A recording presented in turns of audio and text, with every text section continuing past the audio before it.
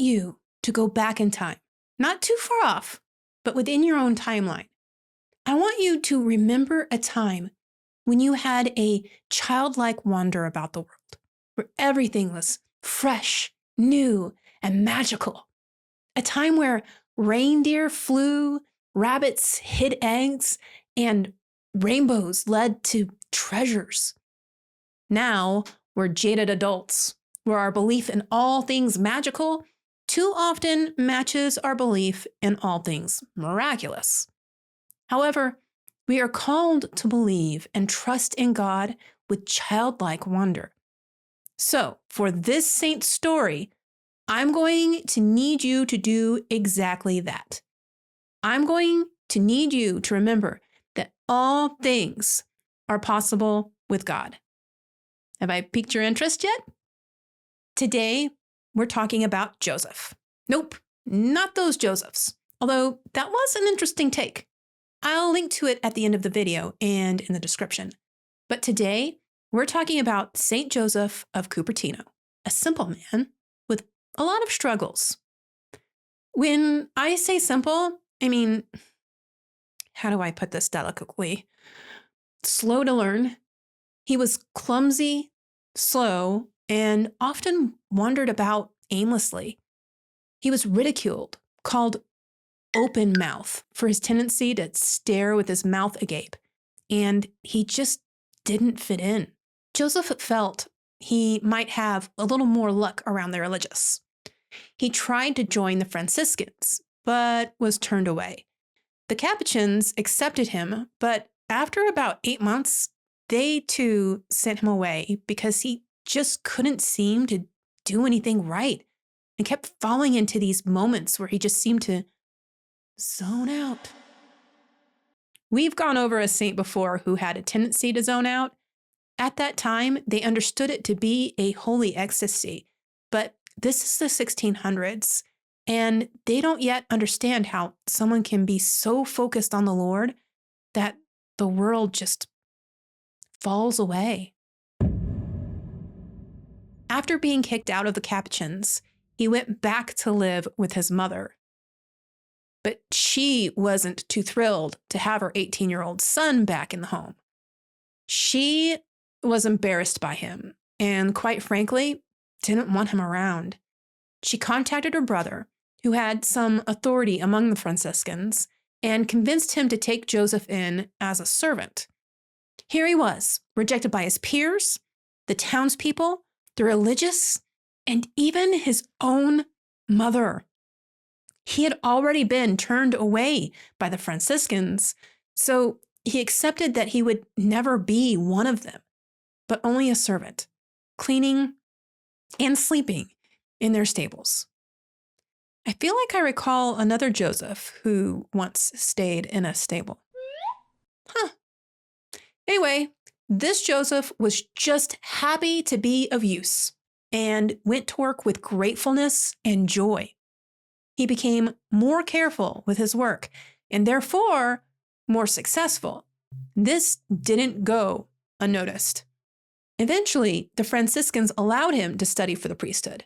However, he struggled greatly with exams during his study and needed a lot of extra help, and maybe a little bit of letting some things slide.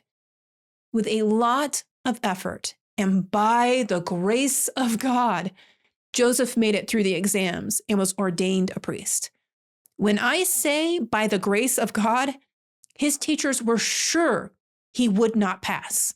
But during his final exam by the bishop was so impressed by what he heard from the first group of seminarians that he questioned that he just cleared all the candidates for ordination.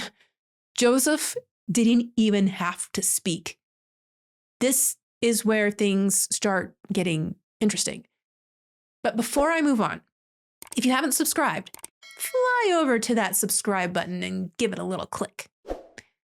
Okay, now that he was a priest, Father Joseph's absent-mindedness became worse, especially while praying, which, in case you haven't noticed, priests do a lot of that. Father Joseph would suddenly become still, mouth agape, and unmovable. People would use pins to stick him with and even embers to try to bring him back to his senses. But during these trances, it seemed he didn't notice. Then, one day, as Father Joseph said Mass, the congregation froze in awe. Right there before their eyes, Father Joseph left the ground. He was full on levitating and flying back and forth. This would become common for him, both indoors and out. It not only happened during Mass, but also during meals, while doing chores, while just walking a path and noticing the beauty of God's work. There Father Joseph would go, flying into the air with plenty of people to witness the event. Now that's what I call an air friar. Needless to say, this was stirring up a lot of commotion. People were coming by the thousands to see this flying friar. With all this attention Father Joseph was getting, the Catholic Church was concerned, especially if this turned out to be a hoax. He was brought before the Inquisition, where he was questioned. Father Joseph insisted, in his simple way, that he did not know why he was given these gifts, that he didn't want them, and that he couldn't control them. He was eventually acquitted of any wrongdoing, but suspicions still lingered. Father Joseph's miracles didn't stop at ecstasies and levitating either. He also was known to sing with sparrows, raise dead sheep, heal the sick, and have amazing feats of strength.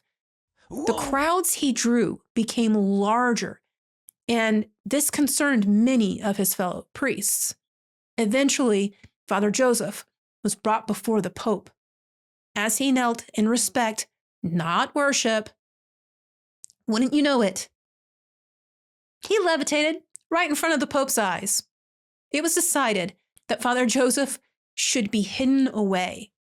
He was sent to Assisi, where his miracles would continue for the remainder of his life.